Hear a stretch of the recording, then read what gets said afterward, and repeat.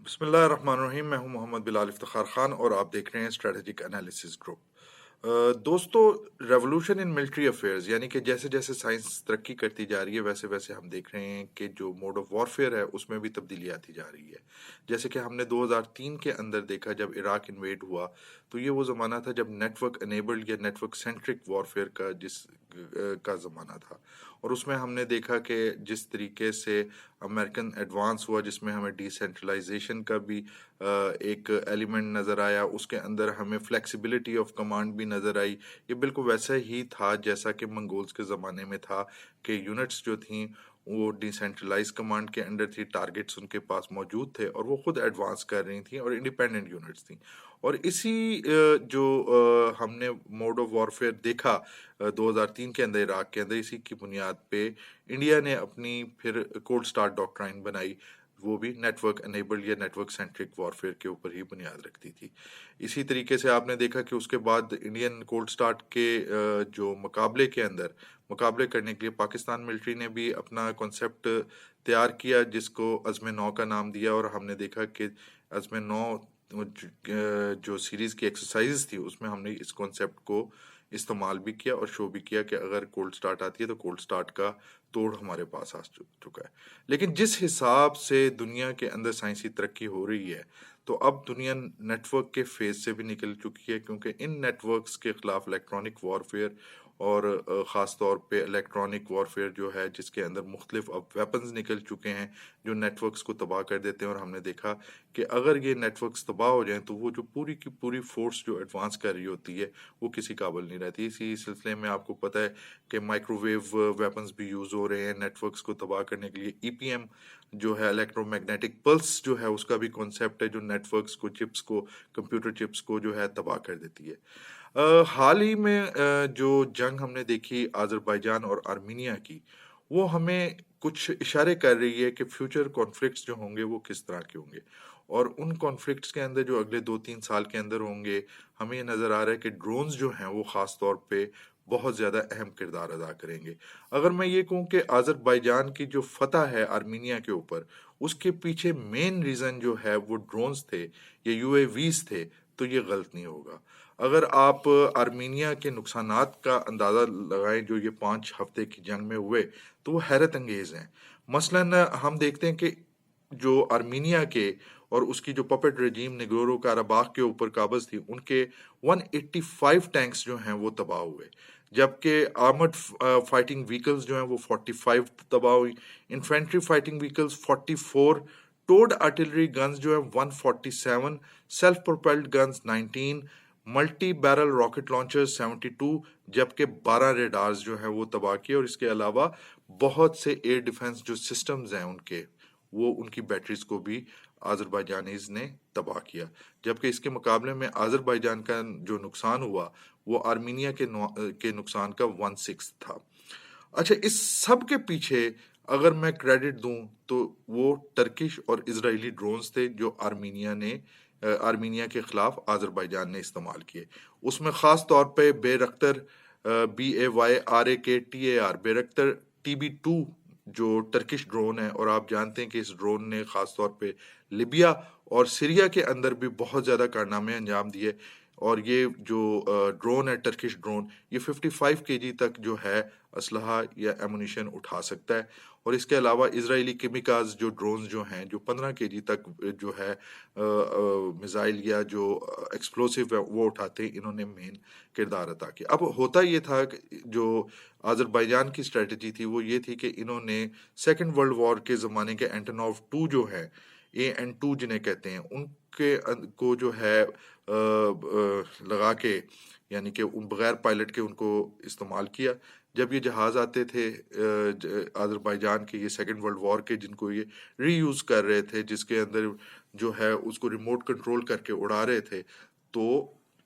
जो Azerbaijani radars जो हैं वो एकदम एक्टिवेट हो जाते थे। और जब वो एक्टिवेट होते थे तो वो डिटेक्ट हो जाते थे। आपको पता है कि रेडार्स भी जो है माइक्रोवेव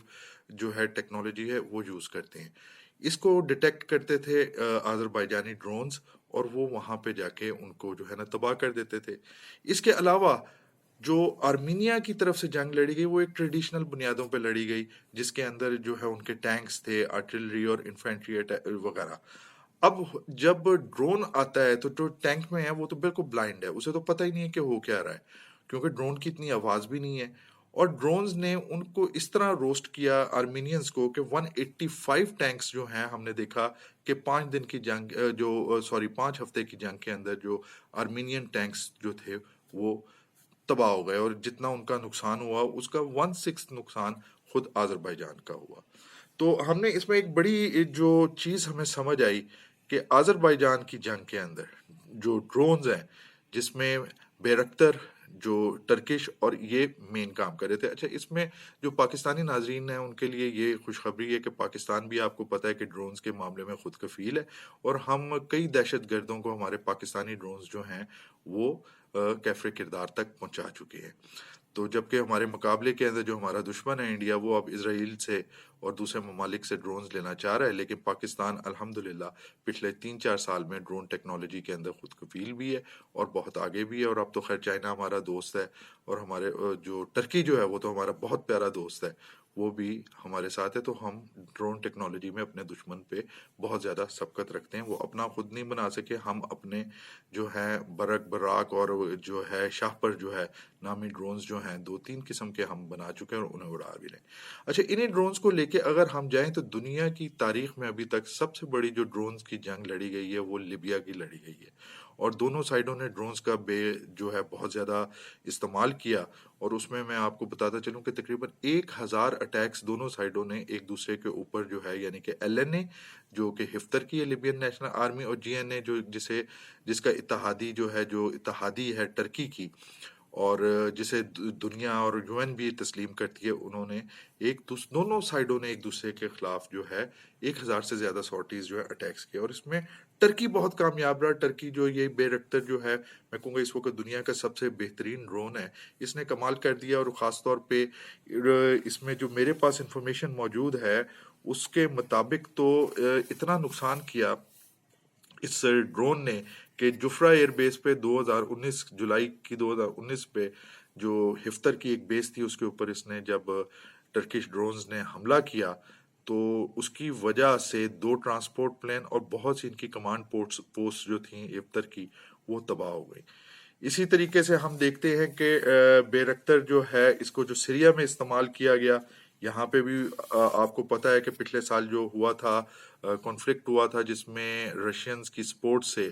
جو سیرینز نے ایڈوانس شروع کر دیا تھا، اور جو ان کا معاہدہ اور انڈرسٹینڈنگ چل رہی تھی اس کے خلاف آپ جانتے ہیں کہ ٹرکی جو ہے سیریا کے اندر ایک ڈی ملٹرائز زون بنانا چاہتا تھا، کیونکہ آپ جانتے ہیں اس وقت دنیا کے سب سے زیادہ جو ریفیوجیز ہیں ان کو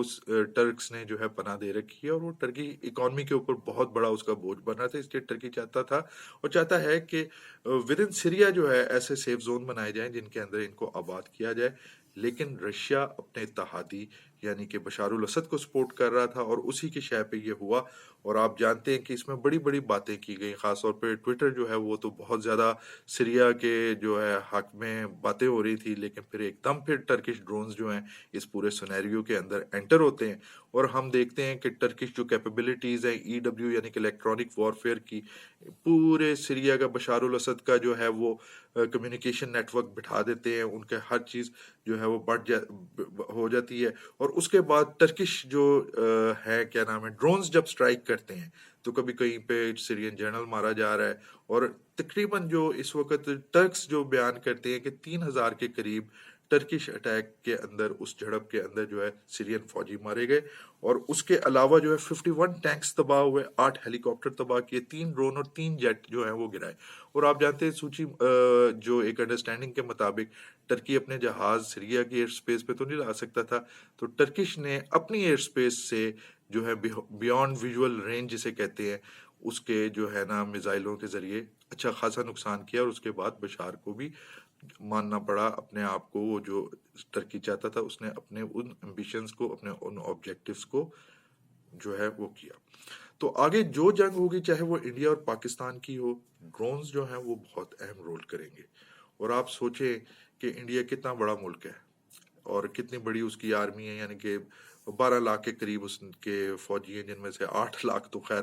بیٹھے ہوئے ہیں کشمیر کے اندر، کشمیریوں کی آزادی کی جو ایک رائٹ ہے اس کو دبانے کے لیے، لیکن ناکام ہو رہے ہیں۔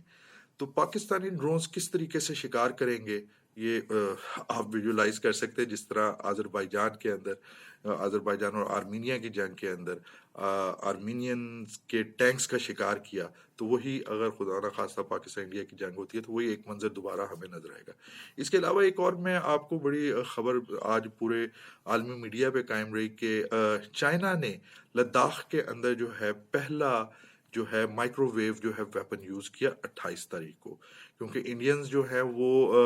دوستی اور نیگوسیشن کے یعنی کہ کور کے اندر جو ڈومینیٹنگ پوائنٹس پہ آ گئے، اور چائنیز جو ہیں وہ جانتے تھے کہ گولی ہم نے نہیں چلانی، کیونکہ چائنا نہیں چاہتا کہ آل آؤٹ جنگ ہو، جبکہ انڈیا بہانہ ڈھونڈ رہا تھا کیونکہ امریکہ کی شے تھی۔ تو وہاں پہ چائنیز ایک پروفیسر ہیں، ان کا نام ہے جن کون رونگ، اور یہ بیجنگ کے اندر ایک یونیورسٹی میں پڑھاتے ہیں۔ تو ان کے لیکچر کے مطابق چائنا نے پہلی دفعہ جو ہے یوز کیا مائکرو ویو ویپن، جس کی وجہ سے 15 منٹ کے اندر اندر جو آکوپائنگ فورسز ان ہائٹس پہ بیٹھی ہوئی تھیں، ان سپاہیوں کو الٹیاں آنی شروع ہو گئے، ان کے سر میں درد شروع ہو گیا، اور ان کو وہ وکیٹ کرنی پڑی، جو بعد میں چائنیز سولجرز نے وہاں پہ اپنا بیس بنا لی۔ تو دوستو جنگ چینج ہو رہی ہے، اور جو پرانا ہمیں ایک نظام نظر آ رہا ہے اس سے ہٹتا جا رہا ہے۔ اور ہم نے اس میں ایک چھوٹی سی میں آپ کو خبر پھر بتاتا چلوں کہ پچھلے سال جب پاکستان انڈیا کی جھڑپ ہوئی تو آپ جانتے ہیں کہ بقول پروین سہنی اور جو ان کے ملٹری فیسٹیول پچھلے سال ہوا، اس کے اندر انہوں نے ایڈمٹ کیا کہ پاکستان نے انڈین تمام جہاز جو ہے ان کو الیکٹرانکلی جیم کر دیا تھا، انہیں کچھ نہیں نظر آ رہا تھا، ان کا ریڈار بیکار ہو گئے، سب کچھ بیکار ہو گیا۔ تو اب جیتے گا وہی جو ٹیکنالوجی میں آگے ہوگا، اور اس میں میں کریڈٹ دوں گا اپنے فورسز کو کہ آپ جانتے ہیں کہ پاکستان کا پہلا آرٹیفیشل انٹیلیجنس کا انسٹیٹیوٹ بھی کھل چکا ہے، اور پاکستان جہاں پہ سائنسی ترقی فار پیس کے لیے کوششیں ہمارے سائنسدان کر رہے ہیں، وہاں پہ ہمارے آرمڈ فورسز بھی جو ہے ملک کے دفاع سے غافل نہیں ہیں۔ تو اگلے انالیسز کے لیے تک مجھے اجازت دیجیے۔ السلام علیکم ورحمۃ اللہ وبرکاتہ۔